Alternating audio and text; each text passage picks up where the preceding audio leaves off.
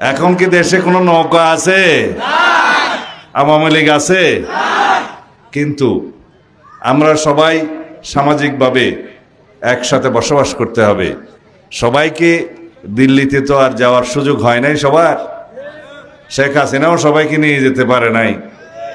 যারা আমাদের ভাই বন্ধু আছে, বিভিন্ন সময় বিভিন্ন দল করেছে বা এখনো করছে, এটা তাদের স্বাধীনতা, করতে পারে।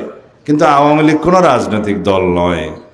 এটা একটা গণহত্যাকারী, ফেসিবাদী একটি মাফিয়ার শক্তি। কোনো রাজনৈতিক চরিত্র আওয়ামী লীগের ছিল না। কিন্তু আমরা যারা এখনো পর্যন্ত দেখি যে আওয়ামী লীগের প্রতি সহানুভূতিশীল, তাদের প্রতি অনুরোধ, আপনারা বাংলাদেশের পক্ষের শক্তির সাথে থাকেন। কারণ আওয়ামী লীগ কখনো বাংলাদেশের অস্তিত্বে বিশ্বাস করেনি। তারা এই দেশকে ভারতের করদরাজ্য পরিণত করতে চেয়েছিল। অবশেষে তারা গণ অভ্যুত্থানে পালিয়ে যেতে বাধ্য হয়েছে, আশ্রয় নিয়েছে তাদের নিজের দেশে, ভারতে, দিল্লিতে।